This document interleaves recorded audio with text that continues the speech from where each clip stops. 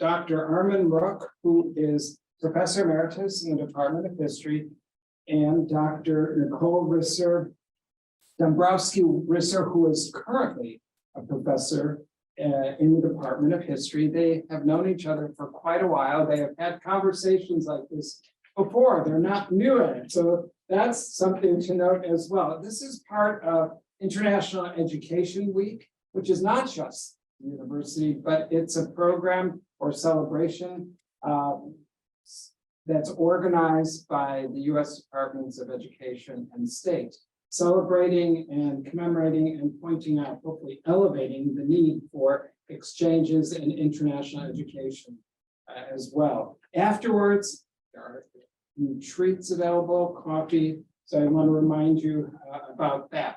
So I'm going to stop at this point, and I'm going to let the two conversants continue. Okay, well, I'll start, okay?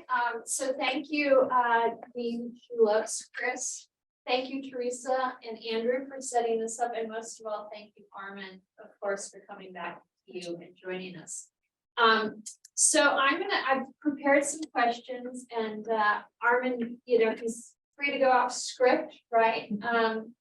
But I just think it's wonderful, the commitment that Armin has had to Towson University and study abroad for decades, right? So getting that story down, I think is like one of the great ideas that Chris has had. So Armin, I know we're going to discuss you're establishing the exchange program between Towson University and the University of Oldenburg. And I want to say that it's Karl von Ostetzky's University at Oldenburg. And you'll tell us more about him. But could you just give us a brief description of when you arrived at Towson University and what study abroad was like at that point? I think it was the 60s, but it might have been the 70s. Okay, thank you very much. Thank you for coming here. Oldenburg, I see a few people here who've been in Oldenburg, which is my second home, has become my second home. She asked a question about when I came here. I hardly can remember that, but certainly none of you were here. None of these beautiful structures, buildings, and campus were here. When they came in 1965, that is part-time, I would say, found me somehow because I was teaching full-time at Morgan State College at the time. And so somehow Towson found out to me, and said, why don't you come over here? So, oh, okay, I have a contract with Morgan, but you can come part-time, evening. So I came here in 1965 and started teaching most of the classes at the time in Stevenson Hall, including the president's office of the Stevenson Hall. And so I got to go start here, and then after a year or two, Towson came to me and said, we like you, and let you come here to Towson State College at the time. And I said, well, I guess I have to talk to my boss in Morgan State College. And well, Dr. Jenkins, I've got an invitation to come to Towson State College at the time. And so he said, why do you want to leave us? I said, well, I think that made me a good offer. And so what is the offer? The offer is, well, you're an associate professor at Towson, you make you a full professor, like you're full tenure. And your salary will be much, much higher than the one in the Morgan State College. And then Dr. Jenkins looked at me and he said, well, you have a contract, you have to teach another year. And I could do you better. I said to him, it's too late right now because I'm in my it sounds, it was in 1967 then. The tenure professor, he turned that down at the time. And from that time on, I've been teaching in Towson all the way from my time into the 1990s. And after that, I taught part-time. History is my field. And my family went here, my wife went here, my daughters went here, my grandchildren went here. So I always thought this is my university now. My name, my university. So you are probably interested in what I contributed here before, teaching and teaching and teaching and teaching, but coming from Germany, being native from that country, I missed anything dealing with other countries' relationships and so. But except history problems that talk about other countries, including Armin Mruck. So I thought, well, we need to do something about the internationalizing, globalizing something they call it. And it started very small. It started with Armin Mruck starting something which called by Mini-Master Travel Study. Mini-Master Travel Study course. It was in January, 3 weeks or so. 3 credit courses, 4 credit courses. By the registrar, and the registrar looked at me. You mean you're going to take students on a trip to Europe, and then they don't get credit for it, so they just having fun? And well, I guess I hope they are going to have fun. And but at the same time, we're doing a lot of learning. And so it was the first year and first time in 1972 that it was 2 courageous 1,000-stage college students over to a 4 week travel study trip, starting in London and flying from London to Paris, and flying from Paris to Rome, and then taking the bus trip to Florence, and taking the trip to Berlin, and ending up in Innsbruck and Munich. And the highlights of going to Innsbruck and ski at the same time. Incidentally, one of those 10 students that must be of interest was Richard Neidig. Richard Neidig, he was president of the student government, and he just got so enthusiastic about this travel study that he had this 13 years about how good it was, how much they learned, and how much he came to be attached to his instructor. And unfortunately, tragically, Richard is no longer alive, but he left heritage. He made a donation to Towson College at the time, and his wife, still contributes money-wise to Towson University years and years and years. It's just a human story telling you something about the human part of this program, travel study program. And that is something that I like to emphasize, which is not to be underestimated at all. The human experience that these students have together with the teacher, not just the learning experience, but the human experience. If we have time, I think we can probably some nice photos about Armin Mruck is socializing with his students. And so that's very small start, a few people, but it became popular, and then it was established a mini-master study course, and it went on and on. And the biggest group that I've taken, I think in 1978 or 18, something like it, 25,000 students, 25,000. That was quite a bit of work on my part, but I love doing it because I felt how much I could contribute to the internationalization of these students. To put myself on back, I'm still in touch with some of these students whom I taught in the 1970s. We corresponded by email, I get called and so on. It gives me my own heart a lot of joy. So this group grew and grew and grew, and then in 1986 it was. I got a call from the then president of the Towson State University, was Dr. Hope Smith. And Hope Smith called me at my office and he said, Armin, what's up? And he said, well, you know, there's a bunch of German university people here, they're visiting our campus. That's one of the big trips that they organized over there to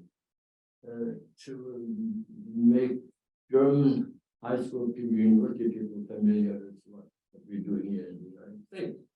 But you know that at this particular time, for German, for Europeans, this country was something that you looked up to. It was a paradise here on earth. And so there came high expectations. And so, okay, we're going to have a dinner tonight, something like this. Why don't you come and join us? I know that you're from Germany, and they're from Germany also, 10, 15 people, some presidents and future presidents. So as it goes in history,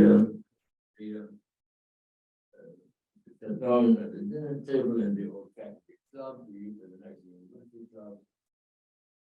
And the person came and sitting next to me was Michael Dexter, Michel Dr.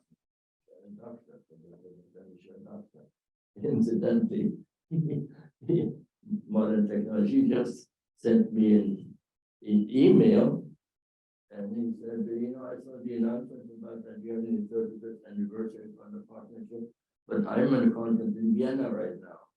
So I'm in conference, but later on when I'm free, then I'm going to listen to what you're doing on this commemorative festival on technology. So we sat next to each other, and talked and talked. We came to have a right close relationship right away. We just liked each other right from the start. And then he learned more about Towson State University at the time, showed him around, and before he left, he said, I mean, I like what I see here. I like the university, really. And more than that, as the president of the university in Oldenburg, Alfred University, why don't we just get thinking that perhaps we could have some kind of a partnership or working together? And I'll tell you why. Because your main area of teaching and research is education. And the university that I am president of, their history is very much going back to public education. As a matter of fact, going back to the 18th century, when Oldenburg was a duchy, and they had a progressive duke, and he established a small school to teach people to teach kids, That was the beginning in the 18th century, but middle 18th century. And from that, then it grew and grew, and then time became what they call it pedagogical university. And then, of course, the war came and interrupted everything, and people were drafted.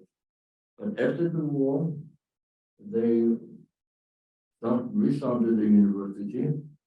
And in 1974, there was a thought that the town of Oldenburg said, okay, that's a good thing. We should have a university in our beautiful town of Oldenburg. I mean, I said before, Oldenburg is only my second home. I love Oldenburg, and I have the people in Oldenburg. Just the people who have been there, you will already agree. So far, so good. And then so we have common history. That's just something we really make fun having a good partnership. And I said, well, okay, you like it here, like I called it by that time. But I know nothing about your university. And he is native Viennese. And I said, well, I invite you. Oh. So, of course, I would like that at the time. So I went to Oldenburg, and what I saw that a week or two, but I really liked that. Knew that we were going to be very compatible. And from that time, it grew and grew and grew and grew. And then we had the student exchanges, faculty exchanges. We had administrative exchanges. You raised the question about why, but the thinking was, the student exchange was the most natural thing to have everyone in the university community to be part of that exchange system. And it worked out beautifully. And one of the major components was not just student exchange, but also in finance, but we had good people to lead it, also like Dean Esninger, and we had one of the president of but Liz, he was in leadership position. So it grew and grew. And then eventually people from the music department, theater department, then we got in touch with the people in Oldenburg, the colleagues in Oldenburg. And here's Philip now, he is one of the major engines in that whole series of programs. And this was in the 1980s, 90s, the early this century, we had a whole bunch of fantastic programs. Programs we really attracted loads of people. Student exchanges are great, but they're limited in number. But now under the leadership of Philip, we came have the operas, we had the Becker's opera, Brecht opera, we had concerts, with lots of our students and faculty getting to know people and students and faculty and friends in Oldenburg. So Armin, can I Yeah, sure, of course, yeah. elaborate on that? I think, one of the things that was unique about this program, you've already said, was that it included administrative staff, and it included administrators, and it included students. And yet, this is Germany, right? And this is the United States, where not many people speak foreign languages. So how did you first overcome that hurdle? How was the linguistic hurdle overcome? And then, when we think of people getting together and singing and doing opera and doing choir, and how is it a different period in time, or what did you do to stimulate that? How did you put this all together? This, intense cultural immersion that happened. Oh, there's got to the period of time and the exchanges and programs together and bold, so to say, at the time. But also met language, that's really no problem for people in Oldenburg. English is real, most of being taught in high school. And that's what you from faculty people, so you expect that there was no English.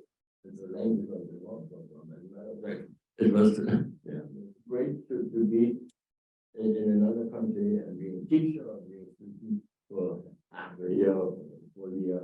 And so, and these university connections and like the very nature became human connections. And I think that's another aspect which I like to emphasize. It's not what we do as university people, but we do as students or administrators.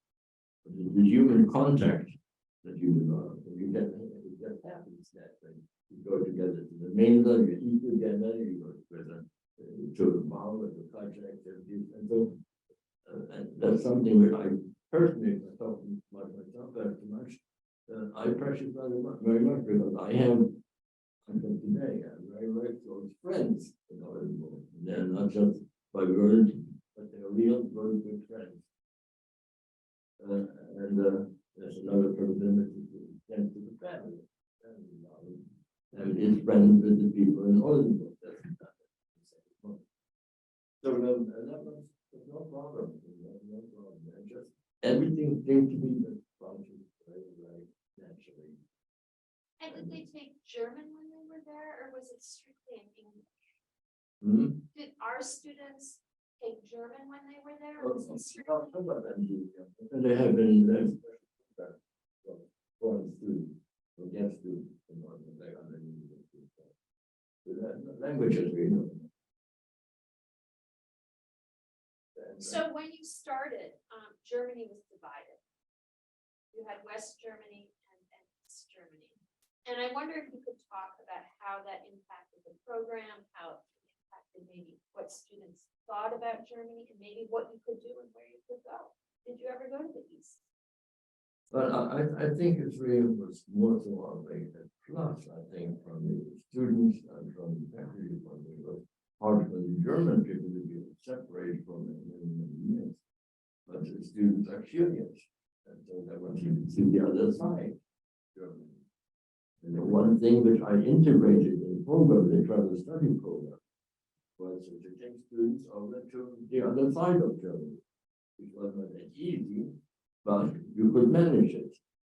And so, already in 1972, when I talked about Richard Wright, I had relatives in East Berlin, and so I talked to my relatives and I gave them permission.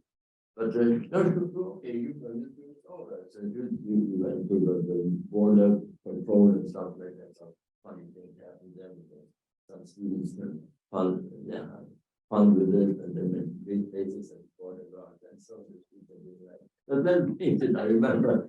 And they all bring the human element. And so we, the 10 students, we visited that East Berlin faculty, not faculty family. And here are those East Germans, a cousin and her husband. We sat together in their apartment and we talked very openly. And my students goes, well, tell us, so how is it really living in Eastern Germany? And of course, they're totally free, and they told them exactly how it was, or it is to live in the dictatorship, and they were not really happy about it, but they had to make their adjustment to it, and that's their choice. So they talked hours and hours, and it was really in my heart. I felt so good that you have this open conversation going on with someone who lives in a sort of communities, Germany, and then American people, American students. Even more than that, so the youth of Berlin, and even a bunch of Americans visited East Berlin, so the youth of the education ministry in Berlin, and lo and behold, we were invited to go to the Office of Education in East Berlin. The chair of that department was super friendly, and said, okay, so he told us all the good things in East Germany, East Berlin. He had another good learning experience and different ways of looking at how things happen.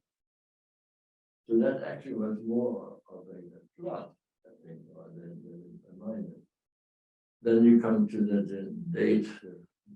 Many of us will always remember we just celebrate again the November 9th occasion when the war came down in Berlin. And here I was in my company on the right of town, and the historian, what do you need to do? You want to be there with the action.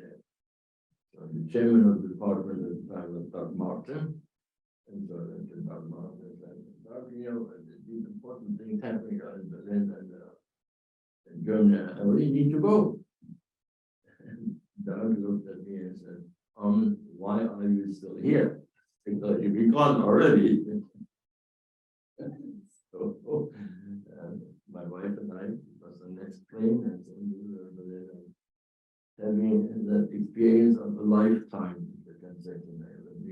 The mood in Berlin at that time was unbelievable. It was not just Germans, but it was very international. French people, English people, American people, all on the board, drinking champagne and all that kind of stuff. And praising Gorbachev, posted Gorby. And that's what it was in that island. And we came back to Baltimore, and even hardly settled in our home, and then TV people show up. And there was something special here. People from Towson State University, and then in Berlin experience, and so we became famous on TV. Not just the Bronx, but Towson State University.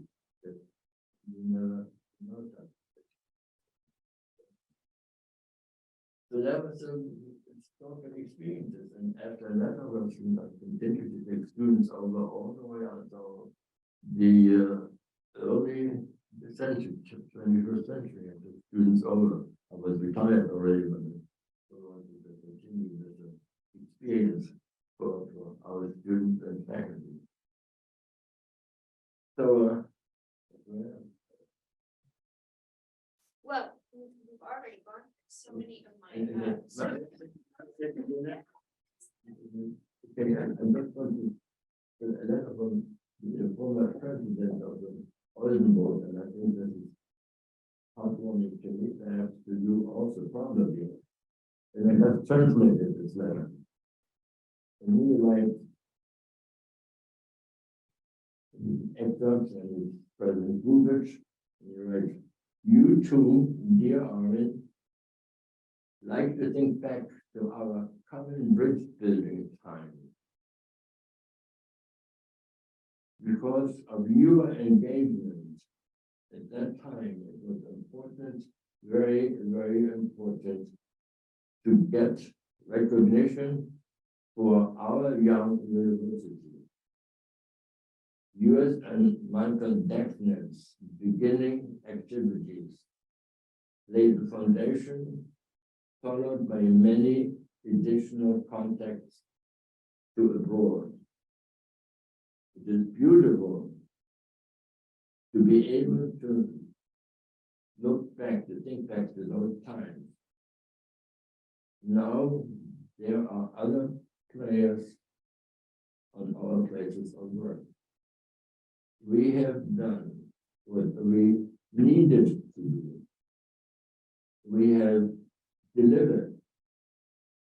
Not everything that happens today finds our applause, but we are proud and to have accomplished what we see till today. You too played a major part. Many thanks. You have done much good for many people and institutions.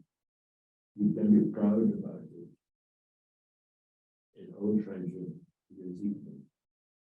I cannot put it in better words, but the way that I feel about the partnership that we started in the 1970s, 80s, and which is unfortunately at this particular time in a limbo for a good number of reasons. But my personal feeling, I hope that we can resurrect, I think, rebuild, I think, this very, very close partnership.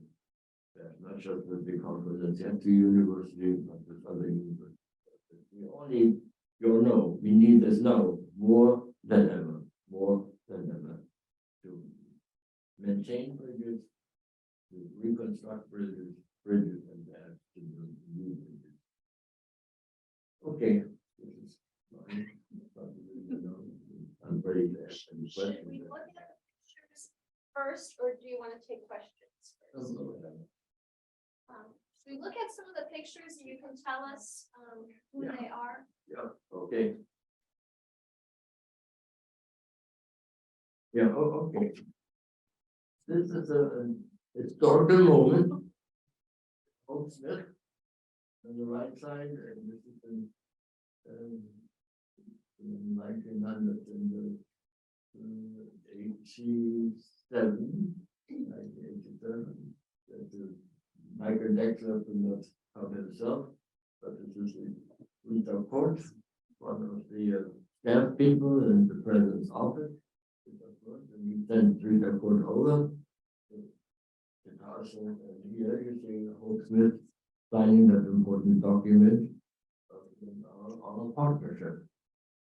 And so that's actually really historical from the point of view of Southern University.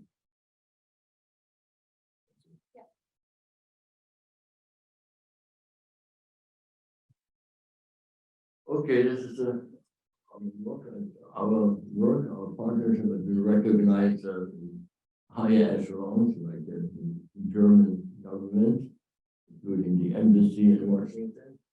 And for the work that I've done only to the help of the university, that was recognized by the president of Germany.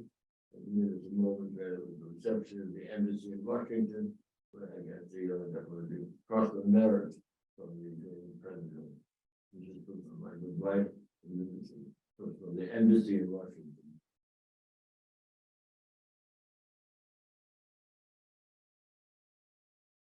Here's another point of building bridges. My home is in East Prussia, which came to be Polish in 1945 with the war.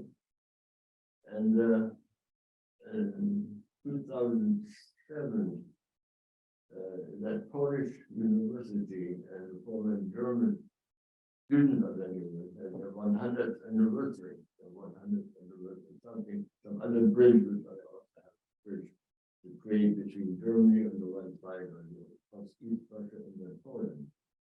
And the name of my high school was Gymnasium, and the name Gymnasium, and it's revealing for what can happen between people here are Polish students, and they carry the sign of the old German high school on the Gymnasium. Building bridges between Germany and Poland.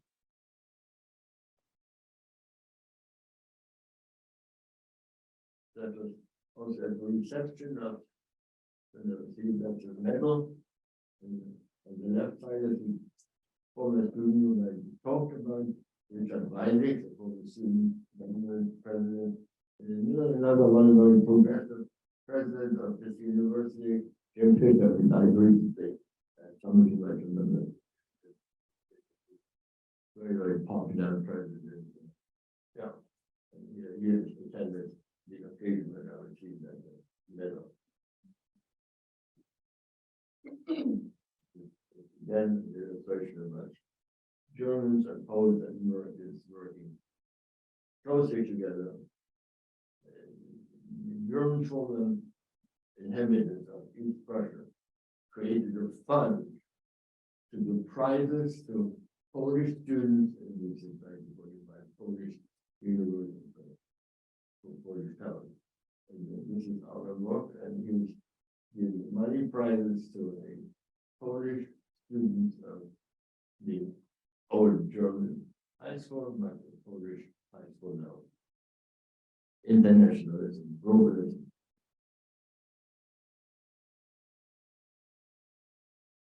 Then we talk about administrative exchanges, and these are all Oldenburg people who visited the university and looked at their writing captions, and you see they're all happy faces.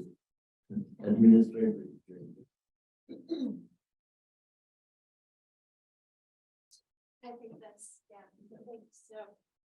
Maybe ready to take some questions? Yeah, sure.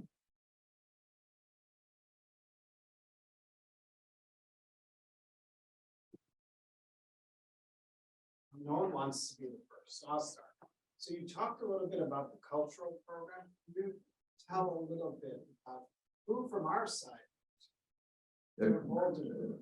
yeah, Chris, and very much on my mind, but I think the first of them. But then I was confident because, yeah, my good friend Phil. You mind, Philip, to say something? Oh, sure. Happy to. So I became associated with Oldenburg in 1999 when a group of German students came over to present a program called, oh my God, they were doing a Kurt Weill cabaret show. And I met their professor, Peter Bohart, who is, he and his wife are very close friends of mine now. And from that, Peter and I had this idea of doing more collaboration. So in 2006, I think it was, they came back with another program, which dealt with exiled composers, Jewish German composers who came to the US to escape the Nazis. And that really sort of started the collaboration with them. I took my colleague, Dr. Lenita Crawford, went over there to Germany with me. Jerry Phillips from our department. Of course, Armin was with us as well. The dean of our college went as also. There were several others as well who were involved. That led then to us doing a full production of the Three Penny Opera by Kurt Weill, with a bilingual production between German students and American students. The show was produced both in German and English. We got special permission from the Weil Foundation and the Brecht Estate to do the music in German and the dialogue in an English translation, which the Brecht family approved. We got to take students of ours and German students to the Weil Foundation in New York, so they got to see original manuscripts of his music. That was a really high watermark for us because we took about 25 American students over there and the similar number of German students. We went there, they came here. We had rehearsals over Skype. Remember Skype? We did rehearsals over Skype. We collaborated with their textiles department where they produced costumes for us. Really interesting costumes that dealt with contemporary telling of how capitalism has how it's affected the world. We'll leave it there. Not bad. And that then led to the last collaboration which we've had, the big collaboration we've had, which is between Oldenburg, a school in Cuba, and Towson, where we had dancers, singers, and percussionists from all three institutions working on a show that translated Liebe in den Zeiten, which is love through time, or Amor en Tiempo in Spanish. And the Cuban students came to Germany, and we actually, through some unknown with the stars alighted, we were actually able to get them to come here to Towson as well. It was an amazing exchange.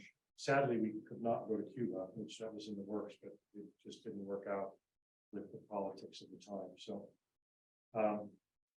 yeah, there's been a lot of students. I would say within the College of Fine Arts, at least 60 students have benefited from going back and forth. And when Armin mentioned the human component of this, several of our students that were in the two biggest productions that we did have become lifelong friends. They were bridesmaids in their weddings. They still see each other. They travel with one another. It's been a really wonderful experience, as nearly every exchange program is. And our American students learned the value of using beer in your hair. When they were doing the Three Penny Opera, they actually would style their hair for stage by putting beer in their hair, and they would use a curling iron. And they were like, they thought that was so bizarre. And they came back here and they said, my hair has never felt better. I never, of course, got to try that out. I wonder if American beer might not be.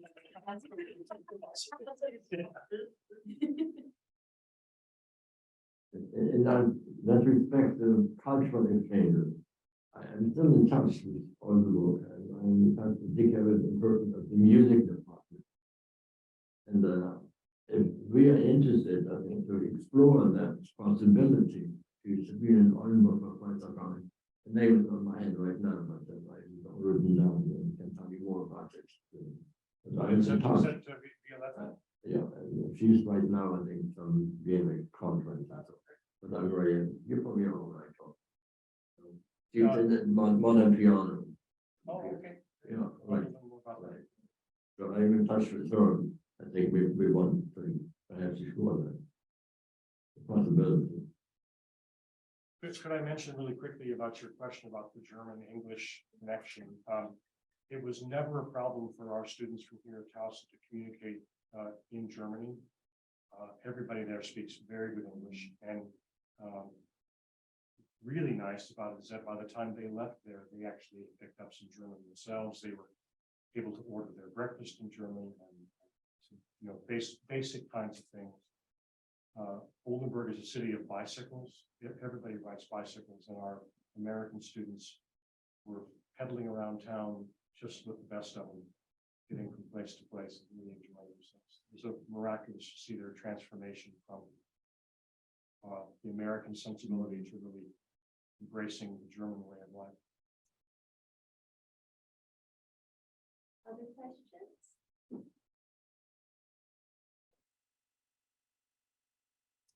Well, Armin, go ahead. I was going to say, Dr. Mruck, thank you very much for sharing your history and everything you've done for international exchanges here at Towson. You mentioned rightly, I think, that we need this now more than ever. We need exchanges between the United States and Germany and other countries. We faced challenges in our country. We're facing challenges abroad. Europe's at war again. You are, I'm sure, happily retired now, but if you were in this position again, to influence or to build exchanges, what would you suggest that we do to help build bridges today, to help bring students and people together? Just as I mean, one point is, we are very close to scholarly cooperation with Oldenburg, and I certainly was benefactor of that, because I have studied it myself, and my Oldenburg colleagues and mine know it.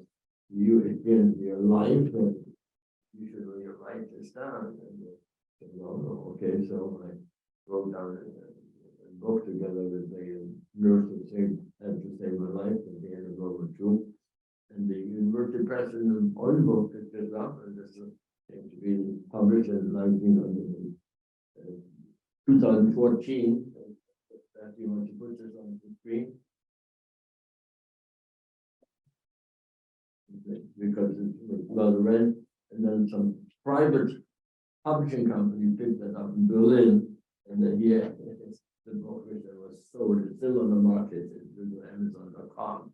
It's but this all could be possible just this one because of our close relationship with the scholars and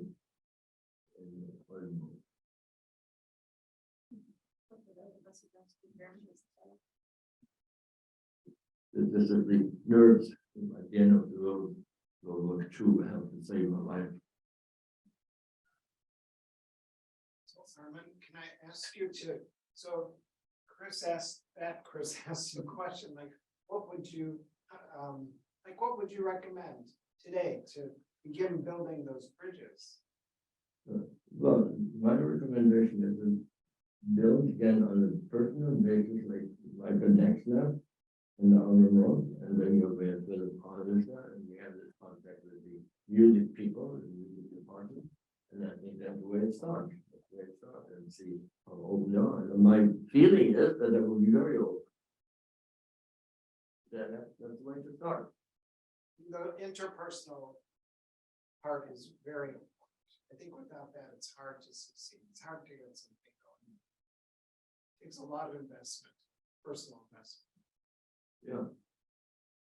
Can I just ask Liz, since you're here, what strikes you about what Armin did in terms of what's possible now for Towson University? Like, obviously Philip's still doing, I mean, maybe not, but recently we're doing, right? So is this still possible? Because, you know, it came, Armin, it came down from, you know, the presidents. They really supported you, right? I mean, this was a lot of institutional support. And you have so many kids going through other programs and other universities. So can this, you know, how would we do this model? Yeah, well, I think the exchanges, including Oldenburg, you know, that was our first, and exchanges still play a really important role in study abroad. And, you know, it's changed a lot since Armin started it and since I started in it about 20 years ago. But I think at the core of study abroad and these cultural exchanges, that model still is really, really valid. You know, a lot of programming now takes place on short-term basis and the kinds of things that Armin started doing, you know, with groups. But there's something to be said for that, you know, direct relationship with an institution abroad and the reciprocation of students. It just is a totally different experience.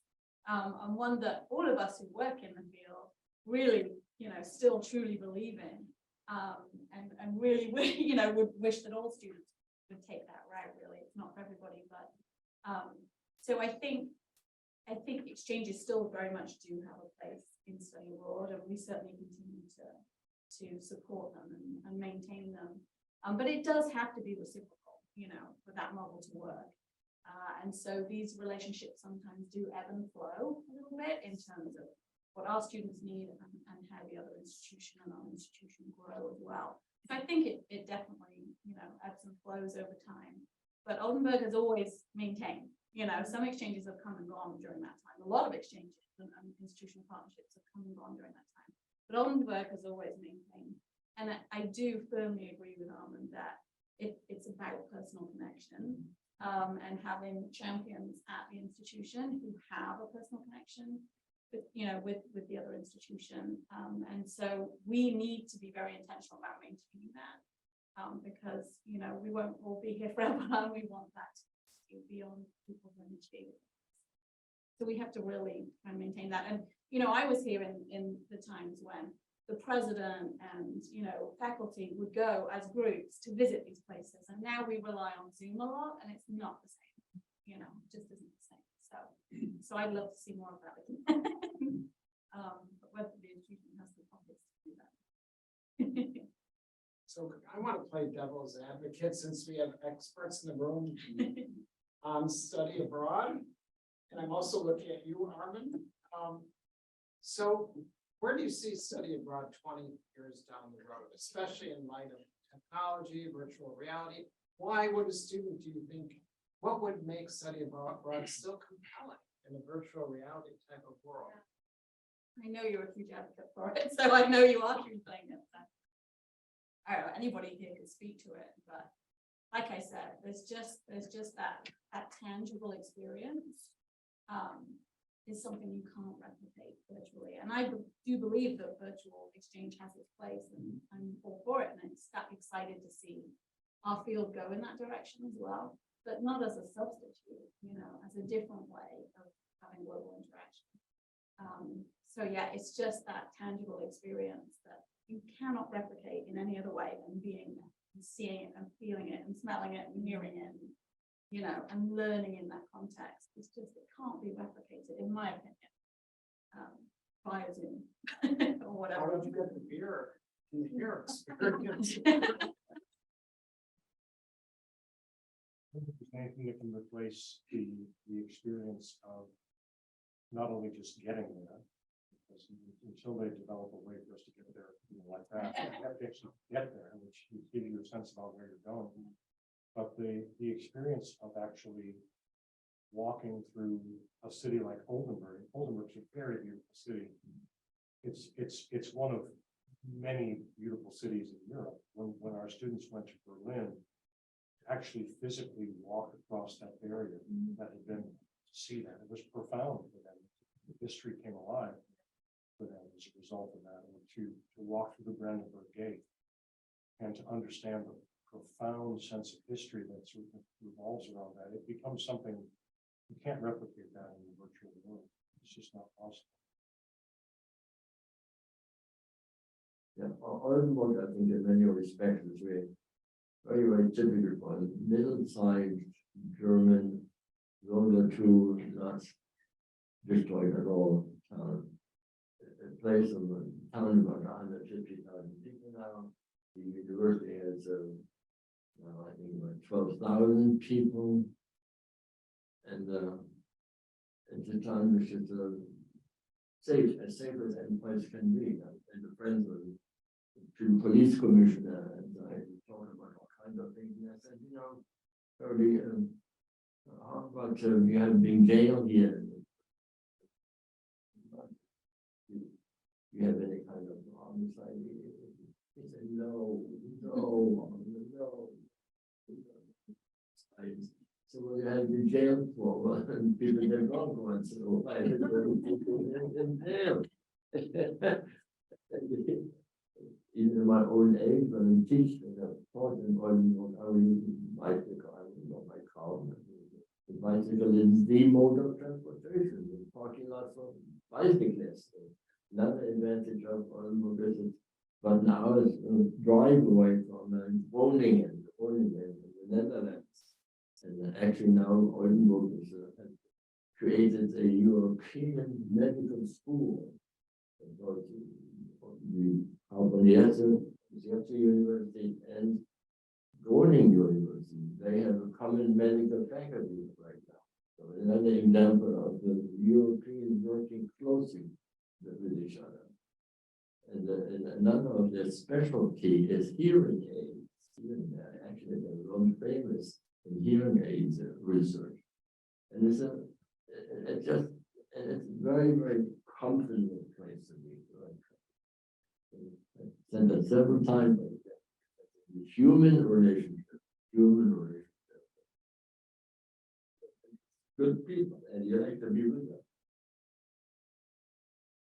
Thank you. Are there any more questions? Well, I think you'll all join me in.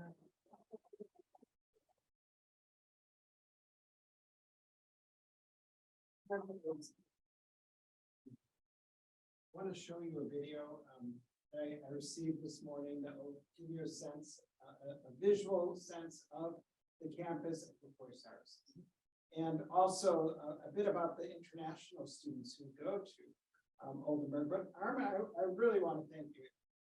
I have been here only 2 years, and you're one of the special people that I've met in those 2 years, thanks to Francis Washburn, who's put us in touch. And Armin has been a really nice host. Last time I went was with Francis and Liz. We visited Armin in his apartment, and aside from this kind of wonderful memories he shared and showing us all sorts of memorabilia of his life, Armin always serves us something sweet to eat.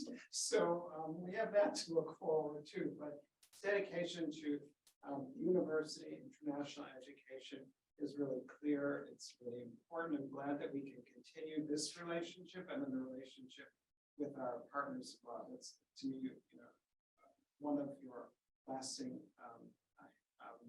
contributions to the university, and we should all be very thankful for that. Thank you. Thank you very much, Kristen. Can I still call it my university? Yes, yes. Of course. We can visit after the video with Armin afterwards, but take a look at this video and get a sense of the university.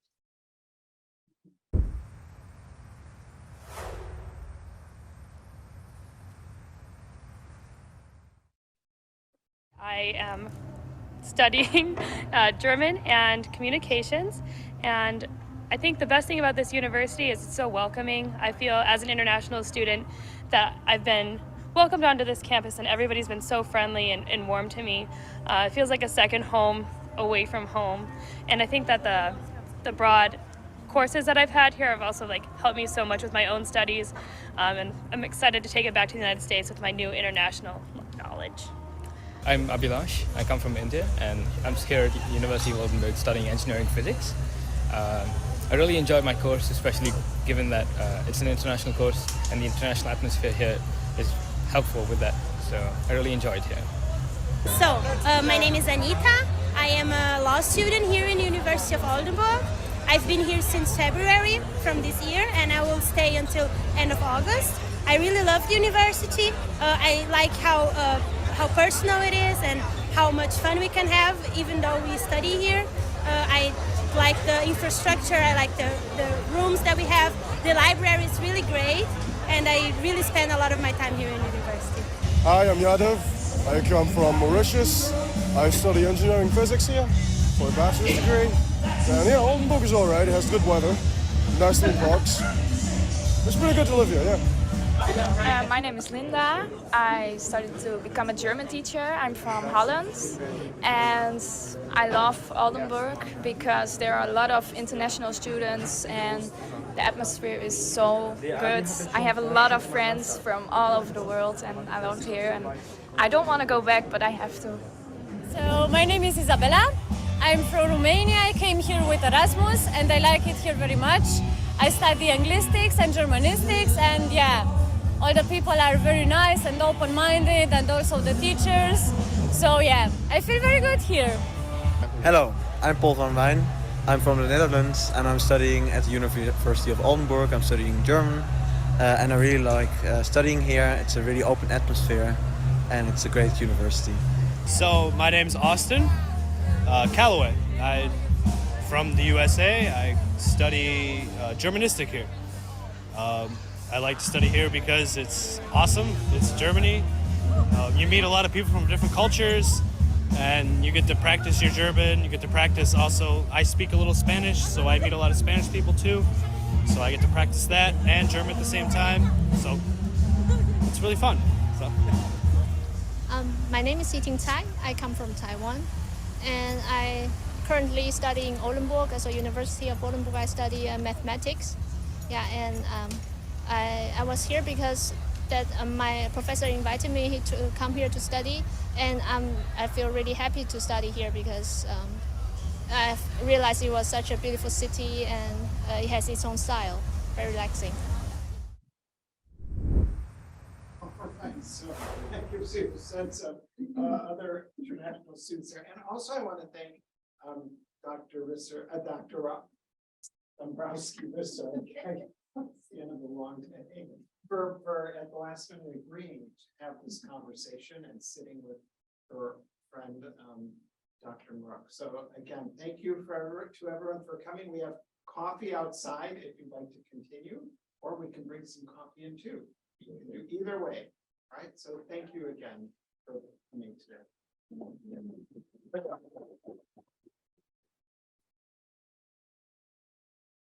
Thank you again. Vielen herzlichen Dank.